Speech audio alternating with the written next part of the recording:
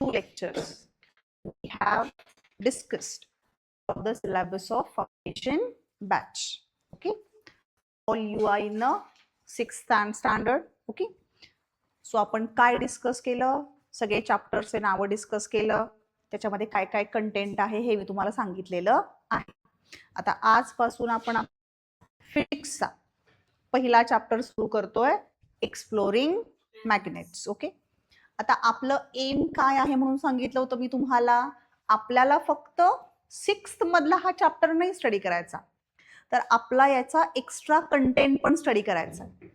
आपल्याला जे 11th आणि 12th मध्ये मॅग्नेट विषयी लागणार आहे, बरोबर की नाही, न्यूमेरिकल सॉल्व्ह करायला, तो सगळा कंटेंट, सगळा नाही म्हणणार मी, पण थोडाफार आपण तोही बघणार. असं नाही की फक्त 6 मध्ये दिलाय तेवढंच बघायचंय.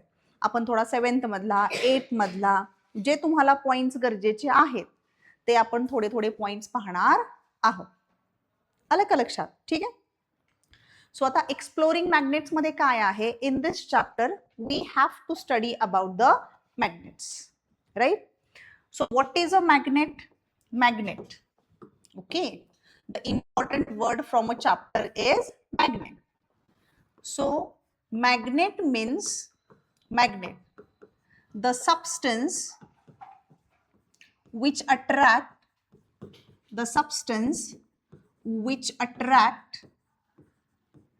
magnetic materials, which attracts magnetic materials. जे substances magnetic materials ना attract करतात त्यांना काय म्हटलं जातं? मॅग्नेट्स म्हटलं जातं. ठीक आहे. So this is the definition of magnet.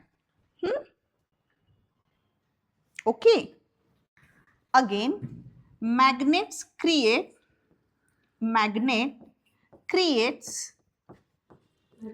Right magnetic field around it. Magnetic field around it. Okay, so understood these 2 points. First point is the definition of magnet.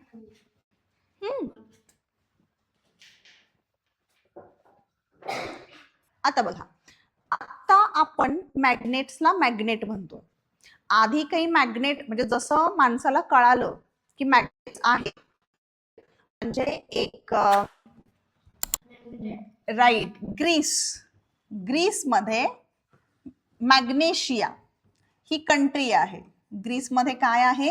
Magnesia हे एक ठिकाण आहे, मॅग्नेशिया. तर याच्यामध्ये एक शेफर्ड होता. Shepherd म्हणजे मेंढपाळ. शेफर्ड मेंढपाळ असतो, बकरे असतात त्यांच्याकडे भरपूर, राईट. हा, तर त्यानं पहिल्यांदा म्हणजे त्यांच्या हातामध्ये बघा एक काठी असते, राईट. त्यांच्या चप्पलांच्या मध्ये सपोज नेल्स आहेत, खिळे आहेत. त्या माणसाला एकदा काय जाणवलं, तो अशा एक मोठ्या दगडावर बसला होता आणि त्याची जी काठीला असलेले खिळे किंवा त्याच्या चप्पलला असलेले नेल्स हे जमिनीला किंवा त्या दगडाला काय करत होते? अट्रॅक्ट करत होते, राईट. हा, मग त्यानं तिथं ढिगाऱ्याखाली म्हणजे माती बाजूला हे करून त्यानं एक नॅचरल मॅग्नेट काढला आणि त्या नॅचरल मॅग्नेटला काय त्यानं नाव दिलं? लोडस्टोन. त्याला एकतर लोडस्टोन ऐका, हा, त्या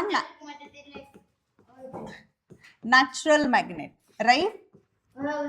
हा, त्याला बोलतात मॅग्नेटाइट किंवा लोडस्टोन. छान, का नाव देतात? मॅग्नेटाइट.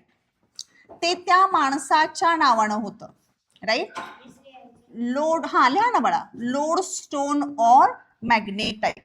ओके, हे नॅचरल मॅग्नेट आहे. आता मॅग्नेटाइट का म्हणतात? मॅग्नेटाइट का म्हणतात तर त्या माणसाचं, त्या शेफर्डचं नाव काय होतं?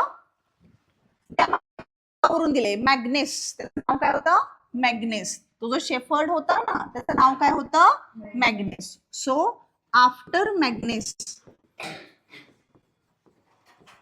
ओके, ते नाव त्याला दिलेलं आहे म्हणून मॅग्नेट आहे. तुम्ही हे नाही लक्षात ठेवलं तरी चालेल, तुम्ही फक्त इतकं लक्षात ठेवा की जे फर्स्ट नॅचरली फाउंड मॅग्नेट होतं त्याचं नाव काय होतं? मॅग्नेटाइट. का? आपण कुठे बघा मॅग्नेशियम इथं, म्हणून त्याच्या बिहाफ मध्ये याला काय म्हणतात मॅग्नेटाइट, किंवा त्याचं नाव काय आहे लोडस्टोन. काय आहे लोडस्टोन.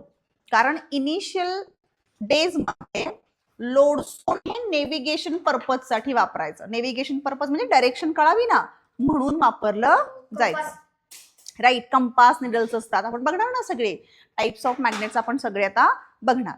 एवढी इन्फॉर्मेशन तुम्हाला कळाली का?